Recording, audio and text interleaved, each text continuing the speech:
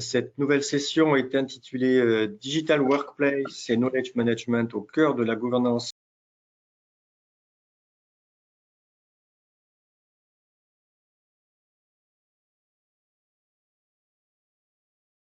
Malo Genquin, vous êtes directeur avant-vente et solutions chez M-Files. Bonjour Malo, on vous entend, c'est très bien, on vous voit aussi. Alain Garnier, directeur général de Jamespot. Bonjour à tous. Voilà. Et Constant Ando, qui vient juste d'arriver, exactement à l'heure, merci beaucoup. Constant Ando, directeur de PIC Solutions. Bonjour à tous. Voilà, donc la question qui nous intéresse maintenant, c'est celle de la Digital Workplace et du Knowledge Management au cœur de la gouvernance de l'information numérique. Alors, Digital Workplace, Knowledge Management, ce sont des dispositifs qui vont très impactants pour les organisations. Spontanément, on perçoit très vite un lien entre le collaboratif et la gouvernance de l'information. Alors, on l'a déjà vu et puis c'est repris par la norme en particulier. Et on perçoit aussi très bien un lien entre la gestion des savoir-faire et la gouvernance de l'information. Et on va voir donc avec nos trois intervenants comment de leur côté ils appréhendent ces sujets. Alors, pour cette session, nous allons fonctionner en deux temps. Il y aura donc trois interventions successives tout d'abord, d'une douzaine de minutes chacune, et puis nous réservons une série de questions à la fin pour une table ronde et puis un petit peu parvenir à confronter les différents points de vue. Et donc, je vais d'abord laisser la parole à Malo Genquin en lui laissant aussi l'écran, voilà, pour qu'il puisse partager son écran. Voilà, c'est fait. D'accord. Alors, ça va arriver.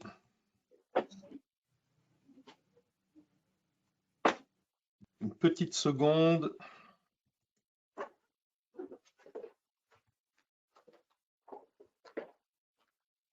C'est bon, on voit votre écran. D'accord. On va passer à la présentation. En plein écran, ça serait parfait. Plein écran. On y arrive. Et en évitant le mode présentateur, ça serait encore mieux.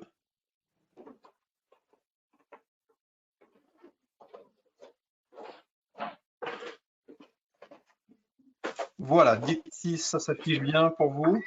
Très bien, on vous écoute, oui, c'est parfait. Très bien. Alors, c'est parti. Et je lance mon chrono pour ne pas déraper. Alors, M-Files, nous sommes à la fois un produit et une entreprise qui porte ce nom. D'ailleurs, je crois qu'il y a un problème de partage. Voilà, hop. Est-ce que vous voyez correctement mon écran à nouveau? Bon, j'écoute. Oui, on voit très bien. D'accord, merci. Si c'est passé Oui, hier, donc, tu m'as envoyé un message. il y a un petit bruit de fond, si quelqu'un veut bien fermer son micro. Merci beaucoup. Oui, donc M-Files, nous sommes un produit de gestion de l'information. Il y a vraiment quelqu'un qui doit fermer son micro. Moi, j'invite les deux autres participants à fermer leur micro. Alain Garnier, Constant Ando, fermez votre micro, s'il vous plaît. Je crois que c'est bon là. OK. Bon, je reprends. Donc M-Files, en tant que produit, est une plateforme de gestion de l'information. On va donc pouvoir produire de l'information, la rechercher et puis lui donner vie, collaborer avec, partager, diffuser de manière contrôlée. Voilà l'essentiel de ce que l'on fait. Du point de vue de notre société, nous sommes un éditeur d'origine finlandaise avec un déploiement international depuis une quinzaine d'années. On compte plus de 600 collaborateurs, que ce soit en Finlande, en Angleterre, en France, en Allemagne, aux États-Unis, au Canada, et puis pour ce qui concerne l'Asie, en Australie. On a à peu près 5000 clients SaaS, pour ne pas inclure les anciens que nous avions dans l'ancien mode de licensing, dans plus de 100 pays. Voilà, donc nous sommes un leader mondial de gestion de l'information. Pour directement enchaîner avec la gestion des connaissances, le knowledge management, notre point de vue, notre approche particulière et singulière, considère que les savoir-faire et les connaissances reposent sur la mise en relation des données et des contenus, alors, typiquement hétérogènes. Il peut s'agir de données de contenus sous forme de format bureautique, d'images, de vidéos, de fichiers binaires, d'archives IP, etc. Donc c'est vraiment contenu au sens large. Et puis les données, il peut s'agir donc de données pures, sans fichiers associés, des données clients, des données fournisseurs, des données de ce qu'on veut. Et puis typiquement également, on va avoir un éparpillement de ces données. Donc le point clé que nous considérons, je répète bien, c'est que ces savoir-faire et ces connaissances valorisables reposent sur la mise en relation. C'est ça qui est important, c'est la mise en relation. On aurait pu dire contextualisation, quelque part. Pour vous donner un exemple, si vous êtes une entreprise qui, je le souhaite pour vous, a des clients et a une offre, que ce soit une offre produit ou une offre service, et bien donc vous allez certainement être amené à représenter des clients. Ces clients vont émettre des appels d'offres. Vous allez vous positionner sur ces appels d'offres avec une offre produit, une offre service, peut-être un mix des deux, produits et services. Vous allez certainement associer un responsable commercial pour faire une proposition commerciale.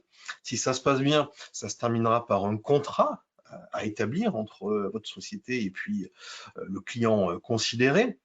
Et puis ce contrat s'exécutera. Et donc, il y aura une équipe projet, une équipe service pour exécuter, suivre le contrat. Cette équipe sera constituée de membres. Et puis, cette vie du contrat, le projet, conduira certainement à la production de tickets d'incident. Eh bien, si l'on relie tous les concepts que je viens d'évoquer ensemble, on constitue ce que l'on appelle un graphe de connaissances.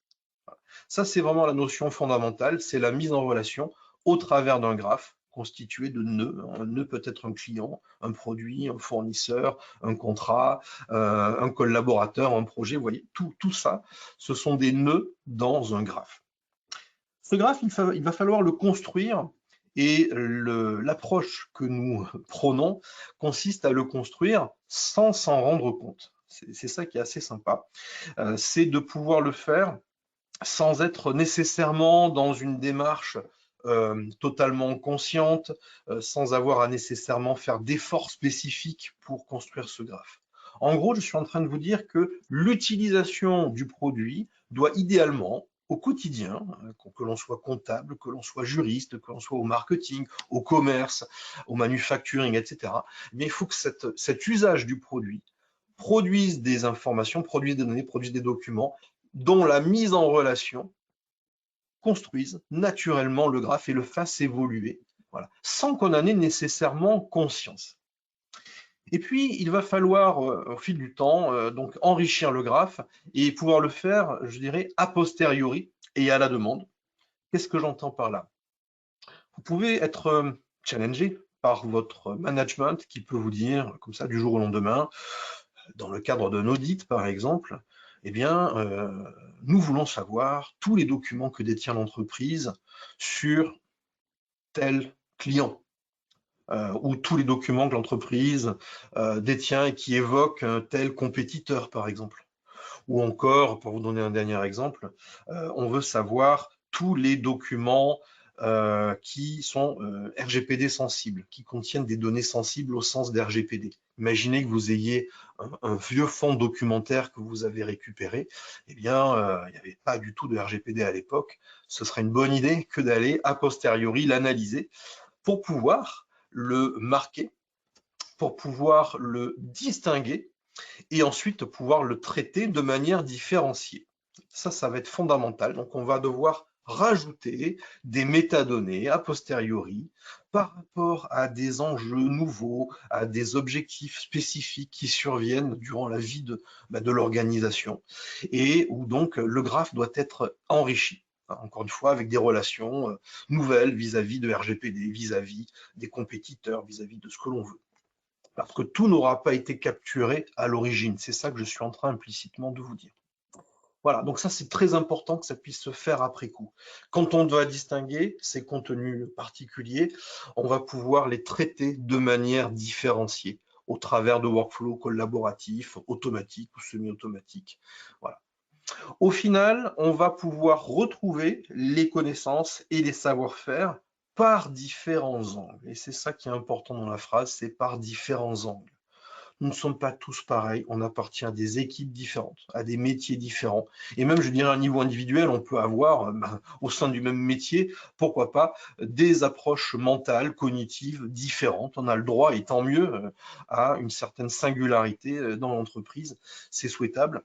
Eh bien, on va donc pouvoir retrouver l'information par différents angles, c'est-à-dire qu'on va pouvoir partir d'un certain nœud dans le graphe de connaissances, et à partir de ce nœud, eh bien, naviguer au travers des relations, et au travers des relations qui vont nous intéresser ou m'intéresser moi en tant qu'individu, qui ne seront pas les mêmes relations qui intéresseront mon voisin.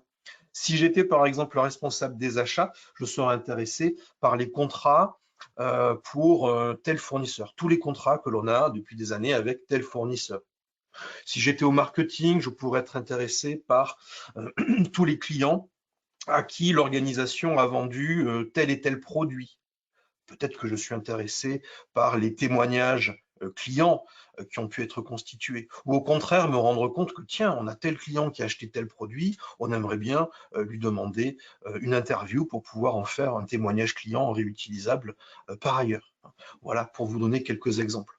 Donc au final, il s'agit vraiment de pouvoir partir de n'importe quel nœud du graphe de connaissances et de pouvoir suivre encore une fois les relations qui vont nous intéresser. On enchaîne avec la Digital Workplace, pour aller vite.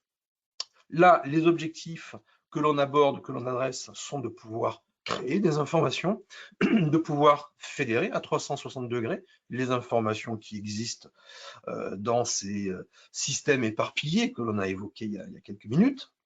Il va falloir ensuite pouvoir rechercher, collaborer, partager grâce à des workflows automatiques, semi-automatiques qui vont encadrer tout ça, qui vont faciliter, encadrer, permettre le respect de la conformité qui était évoquée par Noureddine il y a 5 minutes. Voilà. Et donc pour ce faire, on va s'appuyer sur 4 grands piliers dans notre approche mFiles. On va d'abord permettre de capitaliser sur l'existant. C'est important de ne pas être tout le temps dans une approche Big Bang, on efface tout, on recommence. Parfois, c'est pertinent, parfois, mais pas tout le temps.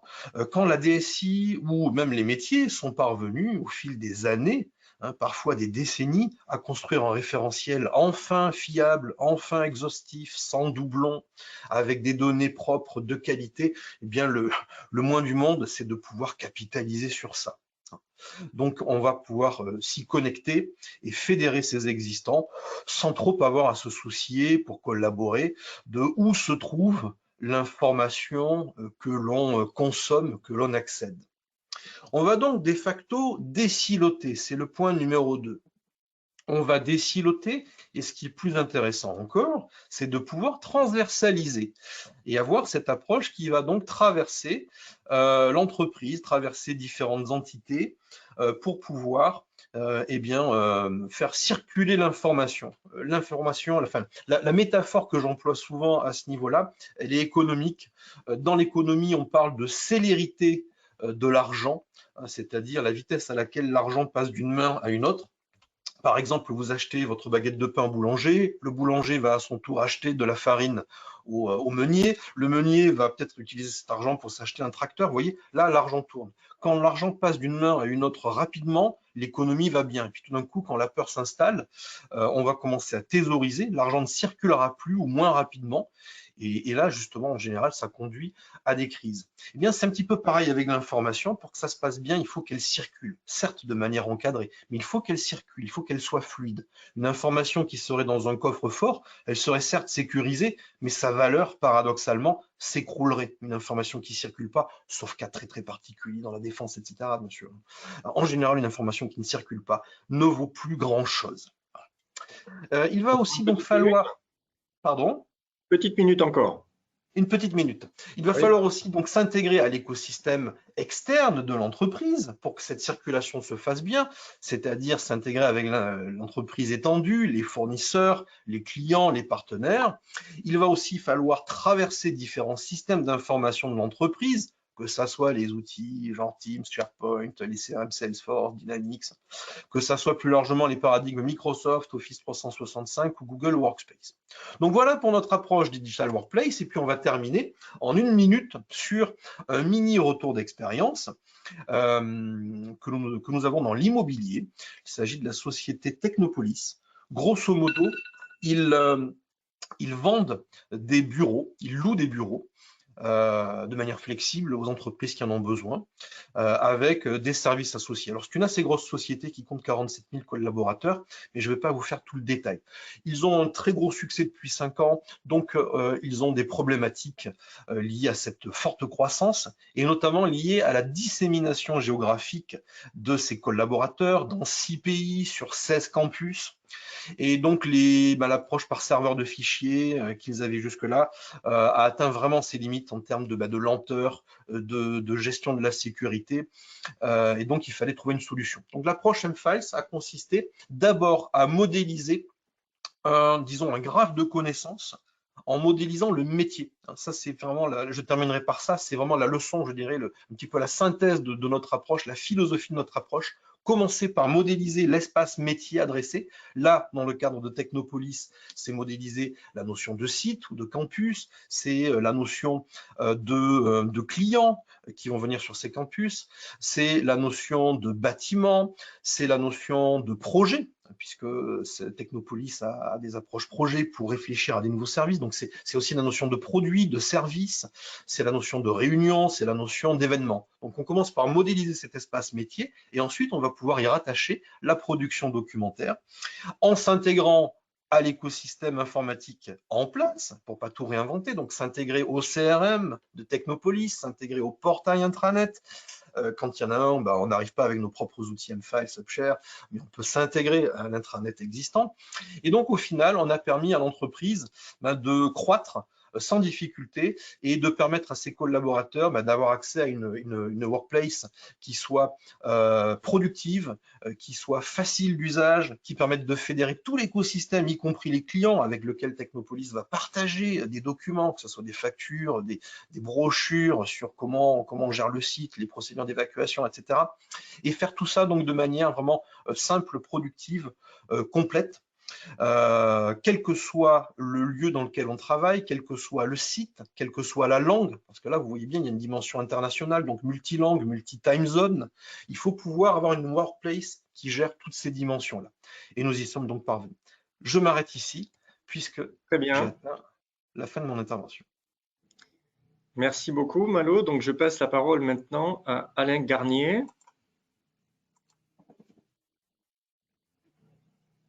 Que j'espère apercevoir. Je ne vois pas encore son image. Je ne l'entends pas non plus.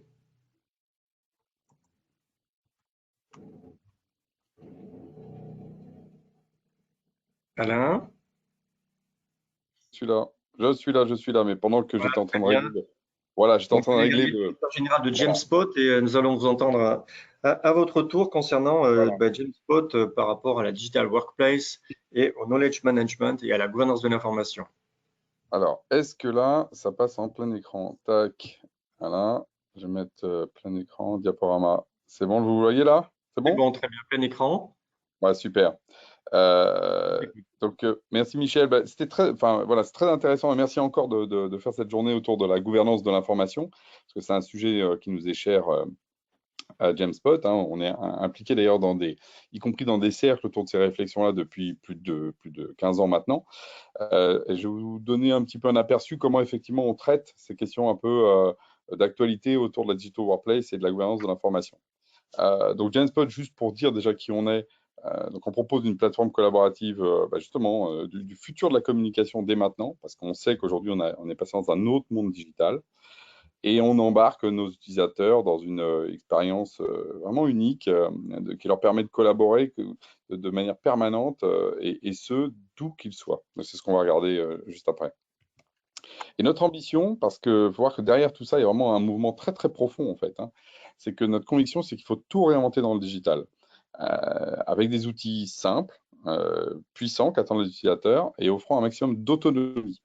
Ça a été dit beaucoup tout à l'heure, la question elle est effectivement de ne pas donner, par exemple, si on prend le spectre de la gouvernance de l'information, ce sujet uniquement aux spécialistes du KM, spécialistes de la gouvernance de l'info, même s'ils ont un rôle clé. C'est toute l'entreprise en fait qui doit s'embarquer de tout ça. Donc nous, on existe depuis maintenant 17 ans, on a plus de 350 clients, ça représente 400 000 utilisateurs aujourd'hui au quotidien qui utilisent nos solutions. Par exemple, ça vous donne des idées, bon, ça va depuis des grands groupes comme le groupe Renault, BPI, ou Hertz, des groupes internationaux, BNP, mais également beaucoup de TI et de PME ou de services publics qui justement utilisent nos solutions pour mieux travailler au quotidien, et en particulier la question de l'information est évidemment essentielle. Alors nous, notre conviction, c'est que clairement, c'est de fournir un point d'accès unique. En fait, à un moment donné, on a besoin de donner aux gens de la compréhension sur l'intranet, la collaboration, les contenus documentaires. Et ça, c'est au cœur de la gouvernance de l'information. On ne peut pas faire en même temps de la gouvernance d'information au sens structurel, base de données, j'ai entendu le terme de graphe de connaissances, on y reviendra, sans donner aussi des interfaces et des aspects de communication autour de ces éléments-là qui donnent du sens pour les gens qui l'utilisent. Ça, c'est vraiment notre conviction là, très profonde. Et non seulement ça, mais en plus, il faut remettre l'humain au cœur de la Digital Workplace. C'est-à-dire qu'on parle beaucoup de contenu, mais quelque part, pour que la gouvernance de l'information, et j'étais complètement d'accord avec ce que disait Malo, c'est-à-dire qu'une information qui circule, c'est une information qui va être vivante et qui va fonctionner. Pour dire circuler, c'est-à-dire circuler pas seulement entre les systèmes, mais entre les systèmes et les personnes. Donc nous, on va mettre en circulation l'information parce que c'est comme ça, effectivement, un peu comme l'eau, effectivement, l'eau qui circule reste potable, sinon elle commence à croupir. C'est exactement la même chose, j'aime beaucoup le sujet qui a été abordé sous cet angle-là. Donc remettre l'humain qui va être celui qui va apporter de la valeur à cette information. Et pour ça, il y a effectivement, je vais le prendre exactement, enfin justement, c'est intéressant de mettre en relation un petit peu les différents intervenants. Le contenu collectif, ça a été rappelé d'ailleurs par Noureddine quand il a pris un peu le chemin, le parcours, ça va de la stratégie, la direction de l'entreprise, et puis ensuite on dit mais la gouvernance de l'information, c'est d'abord une question d'information collective.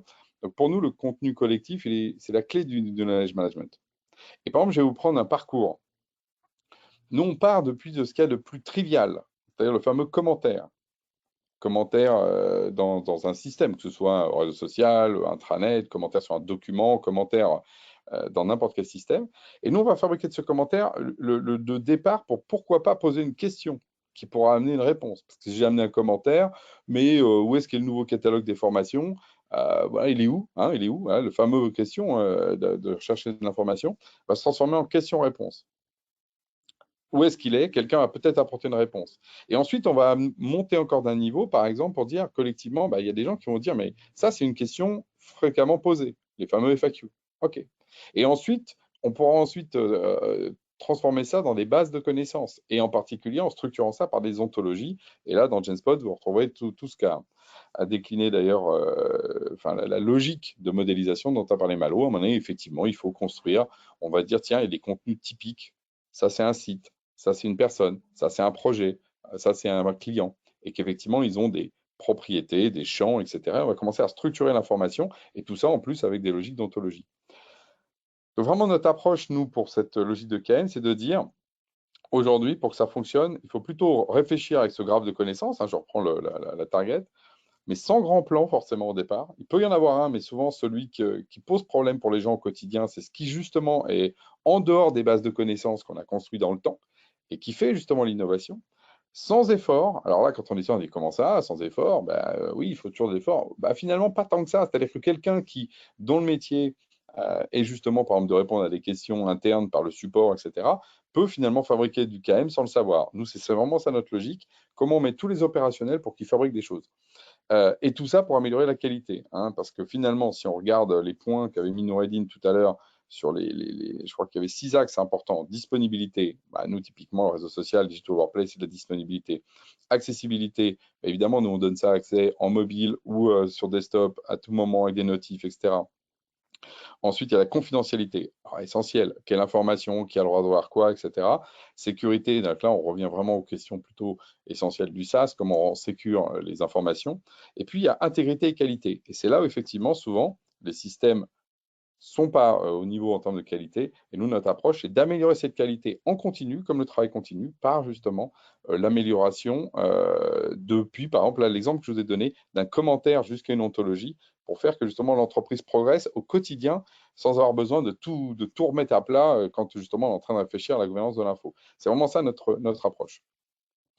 Et pour ça, ensuite, selon les contextes, on va déployer plein d'applications selon les contextes. Et par exemple, il y a des trucs, par exemple, là, vous voyez, j'ai une application, par exemple, là, qui n'a pas été déployée, par exemple, Quiz. Vous allez me dire, Quiz, qu'est-ce que fait le quiz là-dedans? En fait, par exemple, les quiz, nous, on s'en est rendu compte dans les contextes que poser des quiz sur des questions, ça permettait aux gens qui rentrent dans les boîtes, voire ceux qui changent de poste, d'améliorer leurs connaissances, y compris sur le système d'information. Vous pouvez poser des quiz pour que les gens conscientisent, avec un mode un peu de jeu, le fait qu'ils apprennent à savoir comment est organisé finalement, parce que c'est pas si évident que ça, qu'on est organisé par site et qu'il y a des BU, des choses qui sont métiers dans lesquels il faut apprendre. Évidemment, les documents, vous allez avoir justement les groupes, les FAQ, tout ce qui est ontologie, etc. etc. Bon, justement, on a plus d'une centaine d'applications, mais qui ont toutes comme vocation de répondre et au métier et en améliorant la qualité de l'information. Et alors, je finirai, je ne sais pas combien de temps il me reste, Michel, pour parler un peu du style. Parce qu'on fait comme si souvent les organisations étaient les mêmes. 3 Ce qui est minutes. pas 3 minutes, très bien. Bah 3 voilà, minutes. tu vois, ça me perd bien. 3 minutes, 1 minute pour que chacun des types de musique. Notre expérience à Genspot, on a plus de 350 clients, c'est que justement, la gouvernance, c'est aussi un style. On le voit bien d'ailleurs en tant que politique, il y a des styles politiques différents. C'est pareil pour la gouvernance de l'info et la façon dont on va traiter les choses. J'aime bien pour me dire, il y a un peu 3 grands styles possibles qu'on connaît tous, hein, le classique, le rock et le jazz. Et ça veut dire que votre information et les éléments et comment les personnes vont pouvoir être là-dedans vont pouvoir être soit sous un style plutôt de type, alors on va dire par exemple classique. Donc là, il y a une partition, on sait ce qu'on doit faire, c'est très top-down, mais on a un orchestre, on a un chef d'orchestre. Et là, effectivement, souvent sur des fonctions plutôt très opérationnelles, ça va être très, très efficient. À l'inverse, quand on est justement en train d'inventer le métier de demain, la gouvernance de l'info, elle doit passer plus dans un mode d'improvisation. Et donc là, on est sur l'innovation, comme le jazz. Et donc là, nous, par exemple, on voit bien, les gens vont se déporter des bases de connaissances et des documents un peu structurés pour aller au contraire vers des groupes de travail dans lesquels on va avoir des kanbans de type projet agile. Donc on est plutôt dans la métaphore de l'improvisation où finalement, on fait des MVP, on travaille justement au quotidien pour améliorer de manière agile les choses. Et puis, il y a le troisième point, le rock, que je considère quand même une musique assez puissante. J'aurais pu prendre l'électro aussi, qui est puissant. Là, c'est plutôt le côté marketing. Qu'est-ce que ça veut dire être puissant? C'est quand on veut faire passer un message qui passe. Et par exemple, là, on va retrouver plutôt des gouvernances de l'info qui vont être plutôt proches de l'intranet, plutôt proches, par exemple, des flash infos, des TV display, pour mettre, par exemple, de l'information partout. Dans JSpot, vous avez tous ces styles-là. Moi, je vais vous dire, les petites boîtes PME et TI sont généralement d'un seul style, souvent définis par leur COMEX, qui est plutôt très classique, très jazz ou très rock. Voilà. Mais les grandes entreprises, en fait, c'est un mélange de tout ça. Hein, vous prenez les entreprises du CAC 40, elles ont à la fois besoin de structurer des éléments opérationnels sur lesquels elles font leur marge de manière très classique. Elles ont besoin d'inventer l'avenir avec justement le jazz, et souvent, elles ont des parties d'innovation. Et puis, il faut déployer tout ça de manière forte en interne comme en externe. Et là, il faut avoir de la puissance marketing avec du rock. Donc, la gouvernance de l'info doit circuler dans ces 3 dimensions. Et nous, on invite les managers et les dirigeants à ne pas être monomaniaques. Voilà. C'est-à-dire que quelque part, il faut circuler dans ces styles de musique parce qu'en fonction, la gouvernance d'info que vous avez, et ça, c'est ce que permet un outil comme Genspot, une plateforme comme Genspot, c'est de choisir sa gouvernance, y compris localement. Parce que dans telle organisation, dans tel BU, on va être plutôt jazz, dans telle autre, on va être plutôt classique.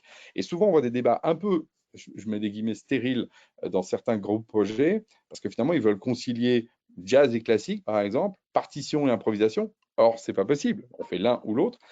Alors qu'en fait, il faut séparer les espaces et se dire, dans celui-là, on a une partition, dans celui-là, on a une improvisation. Et ça fait partie de la vie, justement, de ne pas être uniquement monomaniaque en termes musicaux. Voilà le message que je passerai aux organisations, et Genspot permet de faire ça.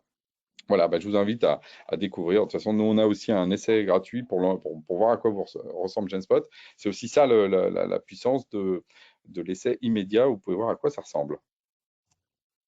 Voilà, hop. Très bien, merci Alain, parfait respect du temps.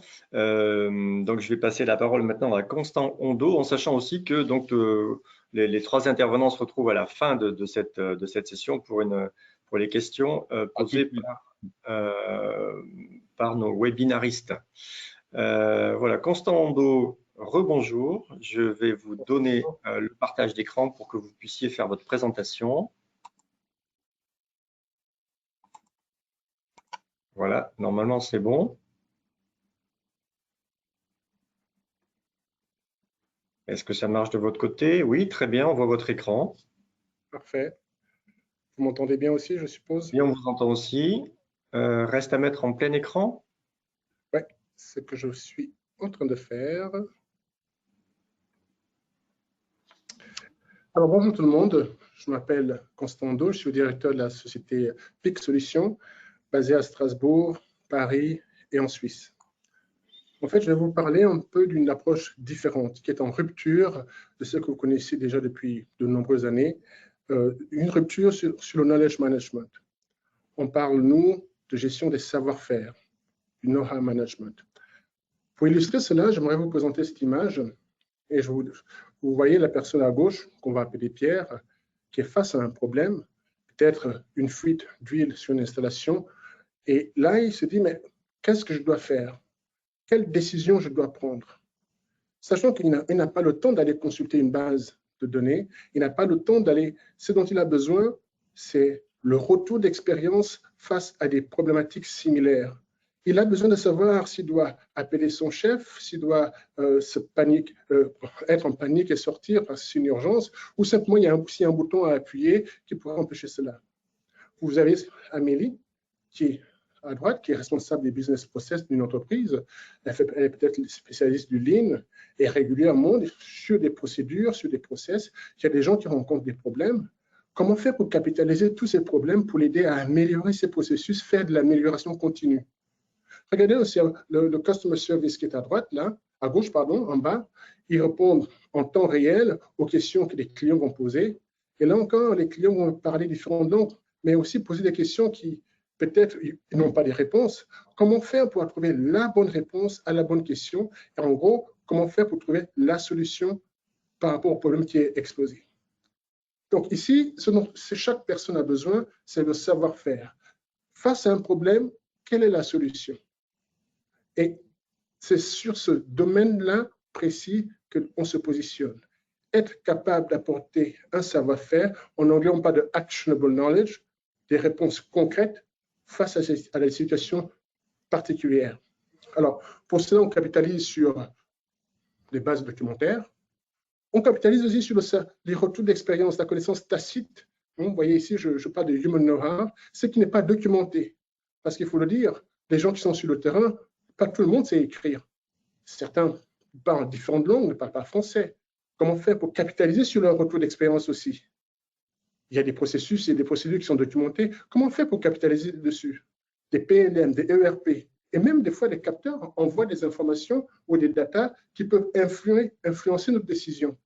Comment faire pour que tout ceci soit mis dans une plateforme, un écosystème qui me permet de décider et prendre la meilleure décision rapidement? Alors en fait, c'est ce que PIC fait. On se focalise à lorsque la personne en haut à gauche, Pierre, on l'a appelé, est face à un problème, PIC lui présente la solution qui est validée dans l'entreprise. Où est-ce que PIC va prendre cette solution?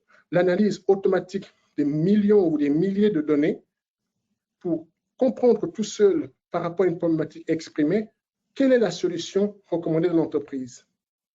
PIC permet aussi à Peter ou à Pierre qui est en haut à gauche, s'il veut créer un nouveau problème, une nouvelle solution, il peut parler, ce sera enregistré, ce sera retranscrit, traduit dans les différentes langues de l'entreprise et capitalisé sur ce que nous appelons knowledge map, qui est le graphe des connaissances de l'entreprise pour pouvoir vraiment capitaliser sur le retour d'expérience.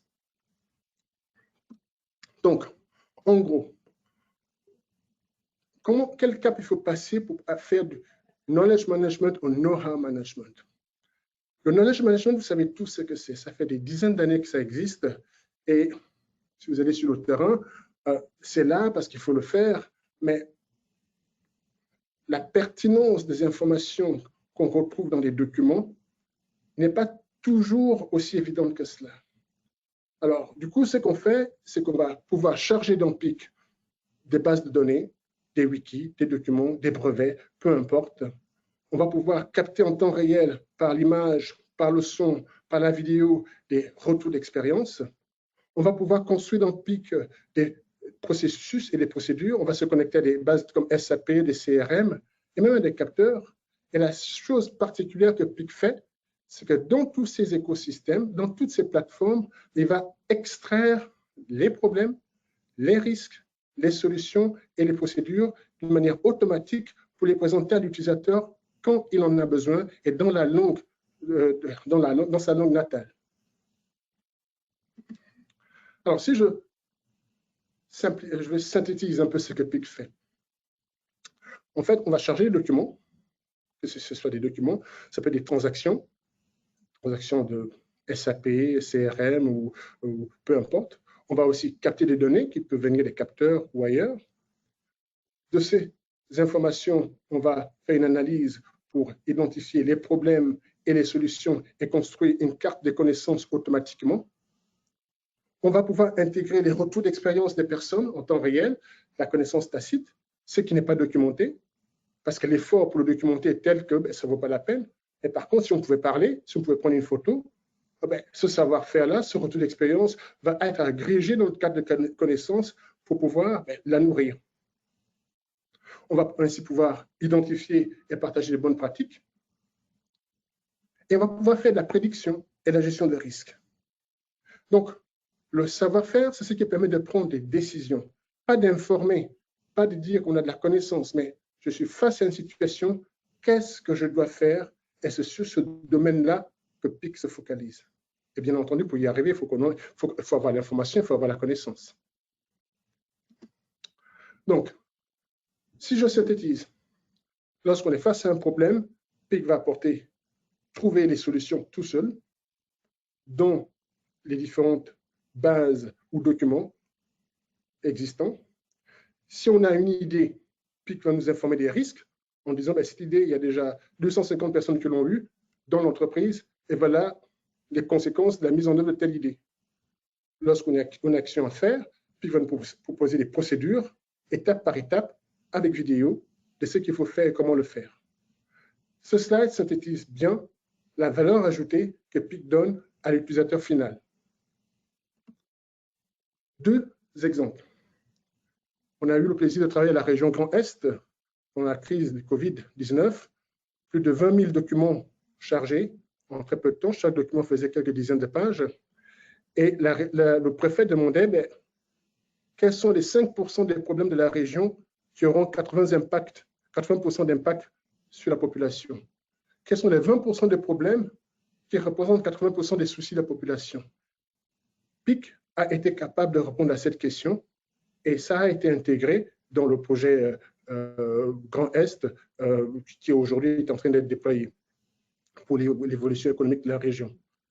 Donc voilà, ça c'est un exemple concret d'une utilisation de PIC. 20 000 documents, aucun humain n'aurait pu faire ce travail en si peu de temps. Et encore mieux, être capable de prendre des décisions sur la base de ces documents-là. Voilà la valeur ajoutée que PIC a apportée à la région Grand Est par rapport au Covid. En gros, il y avait 4 000 problèmes qui ont été identifiés, 5 000 solutions, 14 000 relations, etc., etc., etc.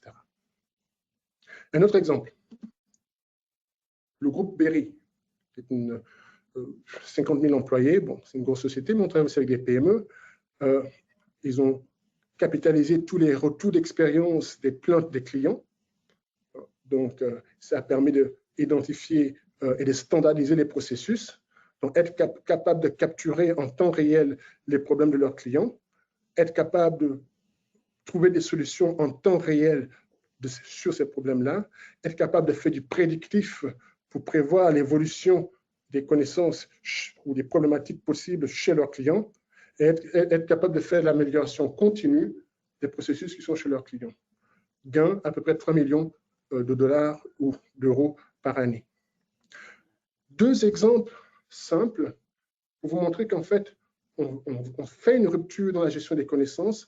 Notre but, ce n'est pas d'informer, mais de donner du savoir aux utilisateurs.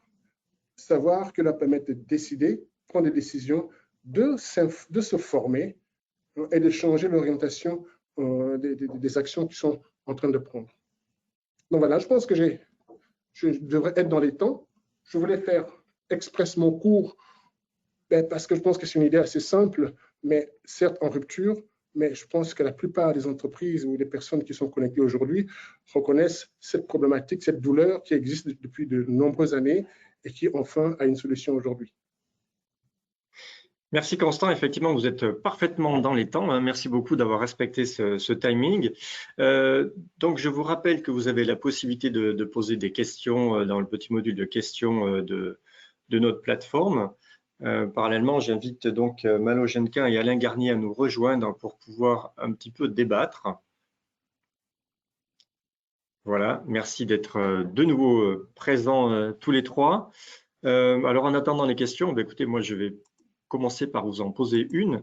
Vous avez des produits qui sont extrêmement personnalisables, hein. On peut vraiment avoir l'interface sous les yeux que l'on désire. On peut la personnaliser très facilement, que ce soit aux couleurs de l'entreprise ou même avec ses propres préoccupations, en jouant sur les différents menus en particulier. Donc, au bout du compte, est-ce qu'on n'obtient pas une sorte d'interface très individuelle, voire individualisée ou individualiste, hein, donc une approche très centrée sur la personne, alors que parallèlement, on veut s'affranchir des silos et faire du collaboratif? Est-ce qu'il n'y a pas un paradoxe là-dessus? Je peux prendre la main si… Malo, on vous écoute. Si tu le souhaites. Oui, c'est une question très intéressante et c'est une orientation stratégique d'M-Files d'aller augmenter tout ce qui est fonction autour de l'utilisateur, du collaborateur, devenir de plus en plus collaborateur centrique. Par exemple, en profilant l'utilisateur, en apprenant de ce qu'il fait, de ce qu'il consulte, des informations qui comptent pour lui, alors lui juriste, lui qualiticien, lui ce qu'on veut, et pour pouvoir ensuite lui proposer de manière proactive des contenus qui pourraient être pertinents à son poste. Un petit peu comme dans le monde des consumers, dans Netflix, YouTube, etc., comme on vous profile pour pouvoir derrière vous faire des suggestions pertinentes. Et on sait que ça marche bien, ça peut être un peu effrayant parfois, mais ça marche bien. Donc là, on compte l'appliquer, mais de manière B2B, si vous voulez, beaucoup moins consumer, à l'entreprise, pour aller justement vers ce niveau de personnalisation où l'information pertinente vient à vous, sans que vous ayez forcément à tout le temps aller la chercher. Oui, Alain? Nous, ce qu'on constate sur le terrain, c'est qu'effectivement, à force de centrer trop sur l'individu, les personnes morales et l'entreprise, finalement, elles s'y perdent un peu, et le sens global. Et nous, ce qu'on a vécu là sur la séquence, c'est vraiment j'ai envie de dire le retour, parce que c'est un vieux concept, de l'intranet. D'une certaine manière, le fait que les entreprises ont vraiment besoin de construire, un peu comme les locaux, un endroit où on est et où on se perçoit comme étant appartenir à un tout, et non pas d'être seul face à ces tâches, même si elles sont hyper bien justement distribuées, etc.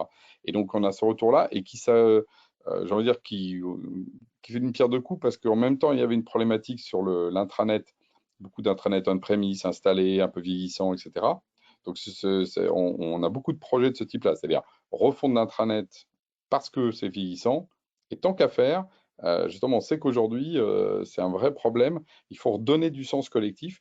Et moi, je pense là aussi, il faut vraiment jouer cette complémentarité. Qu'on soit très, très, très focus personnel, c'est très bien, mais il faut aussi comprendre le sens global pour savoir ce qu'on fait. Sinon, au bout d'un moment, on est juste des petites souris dans une petite roue qui tourne, quoi. Et ça, on sait que ça épuise les gens. Et que quelque part, l'automatisation excessive et la micro-tâche, même très efficace d'un point de vue global, si elle ne s'inscrit pas dans le sens, elle est terrifiante, hein. C'est la fameuse histoire du casseur de pierres, hein. Vous connaissez cette histoire. On demande à quelqu'un qui casse des pierres, qu'est-ce que tu fais? Ben, moi, je casse des pierres, c'est épuisant. Ah bon? Et puis il y en a un autre, enfin, l'histoire, elle est plus longue, mais je vais la faire courte. Oui. Et le troisième, il dit, moi, je suis en train de fabriquer la plus grande cathédrale du pays. Et donc, tout d'un coup, c'est plus du tout la même chose si je sais que je casse des pierres pour fabriquer une cathédrale, ou si je casse des pierres, ce qu'on m'a dit, casse cette pierre. Donc oui, moi je pense que le grand tout est très important, et donc nous on voit vraiment un rééquilibrage à travers les projets aussi d'intranet qui représentent ce sens global. Alors, Oui, Constant? nous, on n'a pas souvent cette problématique parce qu'en fait, peu importe l'organisation, tous les êtres humains sont confrontés, lorsqu'on parle de gestion des savoir-faire, à des problèmes qu'ils rencontrent, à des idées qu'ils ont. Et ce dont ils ont besoin, c'est des solutions ou des risques par rapport à cela. Et donc, peu importe l'organisation, on est toujours confronté à cette chose qui est inhérente à l'être humain. Par contre, ce qu'on voit souvent, c'est que si on est face à des utilisateurs, la semaine dernière, j'étais encore dans une usine où les utilisateurs ne savaient pas lire ou ni écrire, ben, comment faire pour quand même partager et capturer leur savoir-faire. Donc, là, on a des adaptations qui sont très simples, c'est pas même pas du paramétrage, où l'utilisateur peut simplement parler dans sa langue natale.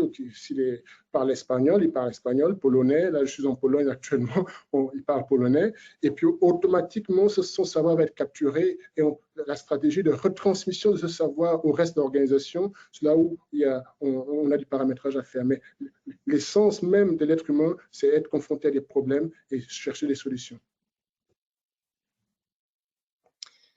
Merci. Alors, vous avez tous les trois une approche par les outils, hein. Enfin, c'est en tout cas ce que l'on ressent fortement, hein. Vous défendez vos outils, bien sûr. Est-ce que ça risque pas de donner l'impression, on a un problème, on met un outil en place et le travail va être fait? Quelle est la place laissée à la stratégie et à la gouvernance de l'information? Alors oui, effectivement, il faut surtout pas avoir une approche par les outils. Un bon artisan a de bons outils, mais il faut qu'il ait de bons savoir-faire, justement, qu'il ait une bonne démarche. Donc la stratégie doit effectivement être claire, c'est elle qui doit être transversale. Par contre, il va y avoir des aspects tactiques. Je rebondis sur ce qu'évoquait Alain tout à l'heure. Il faut éviter d'avoir des grands plans. Enfin, de manière générale, je suis tout à fait d'accord avec ça. Les grands plans exigent que toutes les divisions, toutes les entités de l'organisation se mettent d'accord. Et on sait que c'est ce qu'il y a de plus difficile dans l'entreprise, c'est se mettre d'accord à plusieurs. Donc, il vaut mieux avoir une approche où l'outillage va permettre d'aborder les choses de manière plus tactique, de manière itérative, pas forcément en mode Big Bang, et de construire comme ça ce graphe de connaissances, hein, si on rebondit sur ce concept, le construire de manière itérative, progressivement, sans s'en rendre compte, entre guillemets, et puis régulièrement faire tomber des barrières. Si par exemple une activité commerciale dispose notamment d'un référentiel tel que le CRM, hein, le référentiel client, eh bien éviter qu'elle ne cloisonne trop ce référentiel-là, qu'elle accepte de l'ouvrir au moins à une entité voisine. Et vous voyez comme ça, progressivement, commencer à diffuser l'information, en voir, en observer les bénéfices, et sur cette base-là, créer des meilleures pratiques dans l'entreprise qui vont finalement susciter l'enthousiasme et l'adhésion, et arriver donc vers la globalité de ce travail transversal, mais par l'adhésion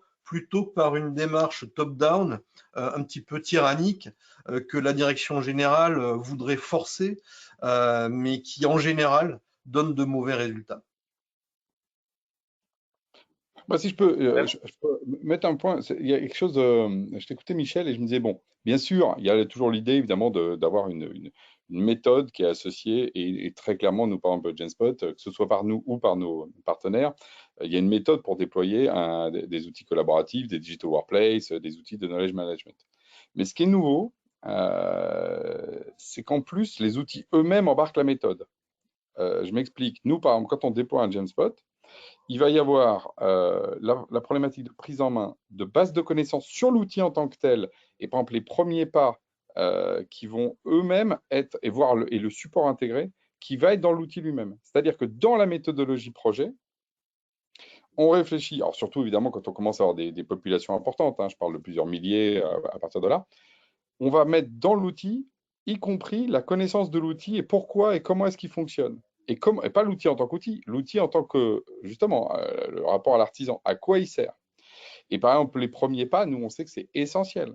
Quelqu'un arrive sur un système, et si on arrive à lui expliquer en moins d'une minute, parce qu'en plus, on est dans l'effet TikTok, hein, c'est-à-dire qu'on n'a pas 50 heures pour expliquer aux gens. Hein. Tu as moins d'une minute pour les convaincre et leur faire comprendre que le truc, il est nouveau par rapport à ça et qu'il va régler tel problème. Un peu ce que disait Constant tout à l'heure, c'est j'ai un problème, une solution. C'est pas, je me compliquez pas la vie. Mais ça, sauf que maintenant, c'est intégré dans l'outil. Nous, ça fait partie du déploiement. Donc, on déploie une méthode de déploiement, tu vois. Et donc, on a 4 ou 5 applications qui servent à ça, le flash info, la prise en main, je les ai notées, là, premier pas. Voilà. Et c'est des applications dédiées à la question de la transmission de la méthode et du pourquoi dans l'entreprise. Ça, c'est nouveau, ça, par contre, hein, tu vois. Alors qu'avant, on faisait vraiment outil, conseil. Maintenant, c'est conseil pour être dans l'outil qui lui-même fait du conseil pour les gens. Moi, j'ajouterais un élément qui est qu'en fait, là encore, on a une approche où on est très, très, très orienté humain. On parle souvent d'intelligence humaine augmentée, parce que le but de PIC, c'est de vraiment aider l'être humain à trouver des solutions ou être au courant des risques, des choses qu'il ne pourrait pas faire autrement. Pour l'exemple du Grand Est, c'est impossible qu'un être humain puisse, à un instant T, quand il doit prendre une décision, avoir tous les problèmes qui ont été mentionnés dans les 20 000 documents et des dizaines de milliers de pages et trouver la meilleure solution. Donc, pour l'utilisateur final, peu importe son niveau hiérarchique, le but, c'est de lui faire gagner du temps. On estime à entre 1 heure et 2 heures par jour le temps gagné pour l'utilisateur final. C'est-à-dire que c'est le temps qu'il ne va pas faire à recréer une solution qui a déjà été créée il y a 15 ans par quelqu'un. C'est le temps qu'il ne va pas passer à chercher une information dans des documents, devoir lire ces documents, devoir comprendre ces documents qui ne sont peut-être pas dans sa langue. C'est tout ce temps qu'on lui fait gagner. Donc, du coup, c'est vraiment l'intelligence humaine augmentée parce que le but, c'est rendre l'être humain beaucoup plus, pas de le remplacer, mais le rendre beaucoup plus intelligent dans un monde où l'information circule à vitesse grand V. Je veux dire, James Spot et aussi Malo, c'est des superbes applications qui vont avoir énormément d'informations. L'être humain ne peut pas, en instant T, en 2 secondes, face à un problème, aller trouver tous les problèmes ou toutes les solutions qui sont dans ces superbes plateformes. Et là, on essaie d'apporter une couche supplémentaire pour l'aider. Très bien. Vos outils aussi sont très collaboratifs, hein, et dans le collaboratif, il y a de l'humain, il y a du psychologique aussi. Et est-ce qu'il n'y a pas des rapports de force? Parfois, on peut penser qu'un outil collaboratif, celui qui va avoir raison, c'est celui qui parle le plus fort. Est-ce qu'il n'y a pas d'un côté des tyrans, de l'autre côté des timides, et du coup, les solutions peuvent être éventuellement biaisées? Comment les outils arrivent à... Ouais, ça pourrait être un sujet du bac, hein, vous avez 2 heures. Pour faire ça Non, pas 2 heures. en 30 secondes, je dirais que dans le domaine du numérique, le tyran absolu, ça pourrait être celui qui fait de la rétention d'informations, qui la bloque, qui ne la partage pas. Et donc, eh bien, il faut justement avoir le moyen de décloisonner l'information, de la faire circuler de manière contrôlée, mais en évitant les tyrans locaux, les seigneurs locaux. Et c'est là qu'il faut effectivement avoir une démarche globale d'entreprise, qu'il faut que la stratégie, la direction générale joue son rôle pour essayer toujours de détecter ça et d'inciter, d'incentiver, diraient les Anglais, les différentes parties prenantes de l'entreprise à ne pas jalousement garder les informations. Si on les incentive à justement faire circuler l'information, on va éviter de réinventer la roue à chaque fois et on va éviter les tyrans.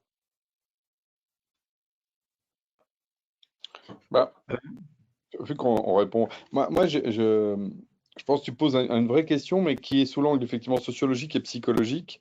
Et nous, on le déplace toujours sur l'angle métier. Je m'explique, c'est-à-dire que si tu commences à dire en fait la question elle n'est pas savoir quelle est l'opinion qu'on a et donc évidemment celui qui parle le plus fort va gagner, ça on connaît bien ce modèle-là.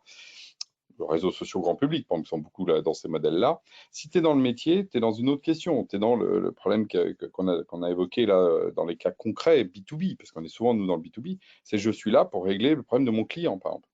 Donc, le timide ou le tyran, alors le tyran, je suis complètement d'accord avec Malo, mais celui qui va être plus expansif, en fait, finalement, dans les outils collaboratifs, les deux vont répondre aux clients. Et à un moment donné, finalement, ça remet au même niveau les gens. Parce que nous, la matière première, ce n'est pas des opinions. La matière première, c'est effectivement des réactions et des réponses à un client. C'est justement une problématique interne, c'est le travail sur un document. Donc, ça ramène un peu ces questions-là. On n'est pas, encore une fois, dans un schéma politique. Et nous, on s'en éloigne toujours. Parce que sinon, effectivement, c'est les réseaux sociaux, la collaboration, j'ai envie de dire plutôt du mal dominant qu'on connaît bien. C'est plutôt celle opérationnelle. Nous, on est proche du métier. Dans ce sens-là où je me reconnais beaucoup dans tout ce que dit Constant sur la problématique, par exemple, on est là pour apporter des solutions aux gens, l'intelligence augmentée, je trouve que c'est ça qu'on fait. On vient aider les gens, très modestement, là où, effectivement, face à l'immensité des données, par exemple, le graphe dont parlait Malo tout à l'heure, on ne peut pas le reconstituer. Ce que dit Constant, on ne peut pas faire face à une base de connaissances, Aujourd'hui, vous avez 10 000 cas, vous ne pouvez pas les connaître tous, même si vous avez 10 ans dans la boîte. Donc, il y a un moment, justement, la machine est là pour faire ce travail-là, c'est sa capacité. Et nous, on apporte le petit moment pour qu'il puisse ensuite, à partir de là, prendre une décision. Et là où c'est nouveau, c'est que la collaboration, c'est que la décision qu'il a fait, ce qu'il va faire, va être visible des autres. Et donc, c'est là où il y a une notion de progrès, parce que c'est pas juste, j'ai une base de connaissances et je réponds, c'est j'ai une base de connaissances et je réponds, et ma réponse fait partie de la connaissance de demain. Et donc, tout ça crée justement quelque chose qui progresse. Ça, c'est quelque chose qui est au cœur, en fait, quand même de l'évolution de nos systèmes. Et la transparence de la collaboration permet justement de régler beaucoup de problèmes dont on a peur. On fantasme sur les problèmes de dérive, de gens qui vont prendre trop la parole. C'est pas ce qui se passe dans la vraie vie. Dans la vraie vie, les gens essayent de répondre aux clients de manière très honnête et très directe. Merci. Moi, je dirais que la gestion des risques est au cœur de notre métier. Vous savez, quand on est face à un site nucléaire et qu'il y a un risque nucléaire, on doit prendre la meilleure décision. On a des projets en cours, que ce soit dans la défense ou dans la pharma, où en fait des vies humaines sont en jeu. On doit prendre des décisions si la décision qui est prise n'est pas la bonne, il y a des gens qui vont mourir. Il y aura des catastrophes. Nous, on a développé depuis 15 ans, grâce avec le partenaire CNRS, au CEA, toute une méthodologie pour hiérarchiser les solutions. Comment on sait que cette solution est mieux que celle-ci, sans avoir à faire un vote? Comment est-ce que scientifiquement, on peut dire que sur un réseau de solutions et de problèmes, c'est quoi le problème le plus important et quelle est la meilleure solution? Et faire de sorte que si on a un Chinois, un Américain, un Français, des cultures complètement différentes qui doivent décider, comment éviter que la décision ne l'emporte pas par celui qui a le plus de charisme? Ça, c'est un travail de 10 années qu'on a fait avec un consortium d'industriels pour trouver une méthode pour automatiquement identifier les meilleures solutions et les problèmes les plus pertinents. Alors, on a maintenant la norme ISO 24143 sur la gouvernance de l'information. Pour vous, quel est son apport? Est-ce que vous allez chercher à dire ma solution est conforme à la norme? Qu'est-ce que ça va apporter pour vous en tant qu'éditeur? Oui, alors ça peut être effectivement une stratégie, la norme comme faire valoir, ça peut être aussi la norme comme outil commun de dialogue avec le client, comme instrumentation de l'approche, outil important de la méthodologie. Voilà, donc il y a ces deux angles d'attaque notamment qui vont nous intéresser côté mFiles. Côté JumpSpot? Nous, on est, je suis plutôt sur la question. Moi, je pense que les normes, justement, c'est des points d'appui de communication collective. Et d'ailleurs, on voit bien, ça a été une convergence pour mettre derrière les mêmes termes, la même sémantique, des choses très précises. Après, l'implémentation de la norme, je m'en méfie toujours parce que souvent les normes mettent longtemps à atterrir, alors qu'en fait, nos clients attendent de l'innovation. Donc, on est souvent pris un peu dans ces questions-là. Si on prend par exemple la question de la gouvernance de l'info, pour prendre cet exemple. Donc moi, je suis plutôt effectivement sur la partie 2 de Malo, c'est-à-dire la norme, c'est un point d'appui d'échange avec nos clients et qui généralement stabilise le fait après que, par exemple, la disponibilité, accessibilité, voilà, on fait la différence entre disponibilité et accessibilité, par exemple. Alors qu'avant, sinon, ça peut être un peu flou et que ça c'est très utile parce que ça élimine après beaucoup de questions, j'ai envie de dire, non, bateau inutile, mais central, vous voyez. Voilà. Alors, en ce qui concerne les normes, c'est vrai qu'on a de la chance depuis déjà plusieurs années de travailler avec des sociétés qui sont dans des secteurs très sensibles, que ce soit dans la défense, dans le nucléaire, dans la pharma, qui sont très normalisés. Et on a pu passer un certain nombre de certifications, de validations pour être conforme à cela. Mais le gros avantage qu'on a aussi, c'est que vu que notre PIC est utilisé par des dizaines d'écoles d'ingénieurs pour l'enseignement, beaucoup de personnes qui siègent pour écrire ces normes connaissent déjà PIC ou travaillent déjà avec. Donc, on sait, on est déjà, nativement, on est déjà compliant, si on peut dire.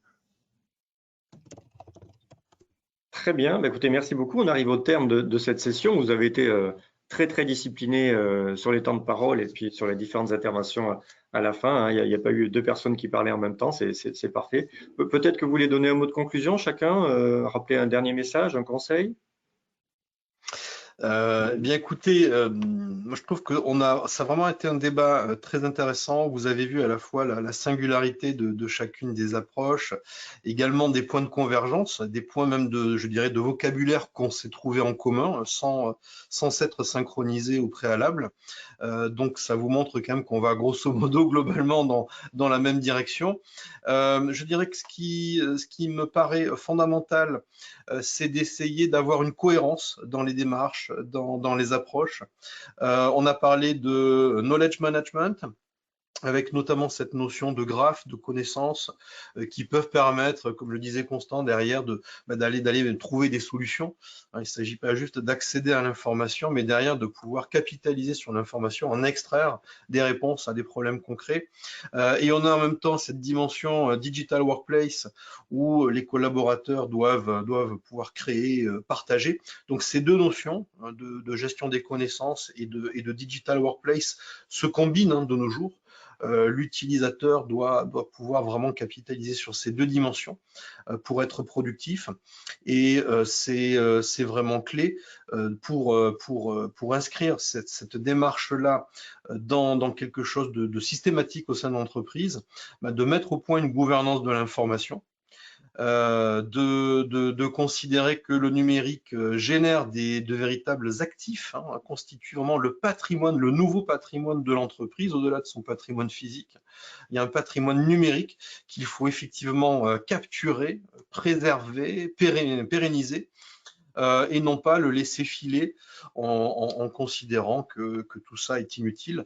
Je dirais les entreprises ont plutôt intérêt à stocker, à amasser, mais à amasser de manière intelligente, pas en tas, mais en construisant ce graphe de connaissances, même si aujourd'hui elles peuvent ne pas avoir l'intérêt. Peut-être que demain elles puiseront dans cette source d'information, encore une fois, des réponses à des problèmes, non pas d'aujourd'hui, mais de demain. Merci Alain, un mot de conclusion? Moi, ce que effectivement, là même le panel qu'on a fait et même les présentations précédentes montrent, c'est qu'il y a la gouvernance de l'information, mais en fait, nous avons les modalités de son déploiement dans l'entreprise. Enfin, moi, ce que je vois, c'est que là, tu nous as réunis, et il y a une grande complémentarité aussi dans ces solutions. On a parlé d'outils, on a parlé d'artisans. On n'imagine pas un artisan travailler avec un marteau, et voilà, il a aussi un marteau, il a une scie, il a une pince, et qu'il y a des usages différents, et que ce serait un grand leurre de penser que la gouvernance de l'information, on répond à cette question-là avec une solution. Voilà. Donc, moi, ce que je vois surtout, et là, c'est très frappant pour moi, par exemple, dans le cas d'Espèce, c'est la complémentarité des approches qu'on a fait. Et qu'on a besoin, vu que c'est un patrimoine essentiel, ce que dit Malo, il a entièrement raison. Quand on regarde aujourd'hui l'investissement dans les outils numériques, en fait, c'est totalement, en Europe en particulier, sous-investi par rapport à la puissance aujourd'hui, à l'intérêt. Et des fois, on se dit, mais c'est marrant parce que les États-Unis vont beaucoup plus vite que nous, etc. N'oublions pas qu'ils dépensent entre 6 à 10 fois plus dans l'investissement numérique que les Européens. Donc là, il y a une vraie question pour les décideurs de continuer comme avant, à se sous-équiper et en faisant la part belle effectivement aux actifs matériels. Moi, je pense que l'avenir appartient justement à un équipement massif sur les outils pour les actifs immatériels. Très bien. Constant? Moi, j'aimerais remercier Alain et Malo pour leur contribution. Je pense effectivement qu'il y a une belle complémentarité. M5, ce que j'aime dans M5, c'est cette aptitude à organiser l'information, les documents, informations, et à rendre ces informations disponibles à tout le monde. Ça, je trouve ça, c'est indispensable. C'est quelque chose qu'il faut avoir. Quant à Jamspot, le fait de fluidifier tout ceci par l'outil en lui-même est aussi important et intéressant. Nous, on se positionne, à la rigueur, je dirais qu'on pourrait vraiment travailler ensemble, on peut être partenaires, parce que nous, on se positionne de manière différente, qui consiste à dire que ce soit les documents, que ce soit les informations qui sont fluidifiées, quel est le savoir-faire?